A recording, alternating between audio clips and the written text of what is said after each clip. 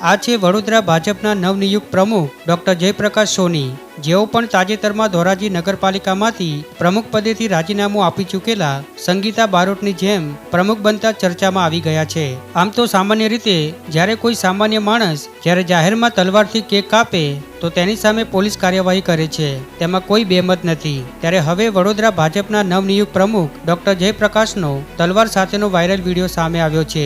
જોકે અમે આ વાયરલ વિડીયોની પુષ્ટિ કરતા નથી, પણ હાલ આ વિડીયો ખૂબ વાયરલ થઈ રહ્યો છે, જેમાં વડોદરા ભાજપના નવનિયુક્ત પ્રમુખ ડોક્ટર જયપ્રકાશ સોની કાર્યકરના ખભે બેસી તલવાર લહેરાવતા જોવા મળી રહ્યા છે। ત્યારે લોકમુખ્ય ચર્ચા જાગી છે કે કાર્યાલયમાં તલવાર આવી ક્યાંથી। તલવાર કાંડને લઈ રાજકીય ચર્ચાઓ પણ થઈ રહી છે। ત્યારે સવાલ એ છે કે જો કોઈ સામાન્ય માણસ જ્યારે જાહેરમાં તલવારથી કેક કાપે તો પોલીસ તેની સામે કાર્યવાહી કરે છે, ત્યારે ભાજપા પ્રમુખ સામે પોલીસ કેવા પગલાં લેશે તે હાલ તો ચર્ચાનો વિષય બની ગયો છે।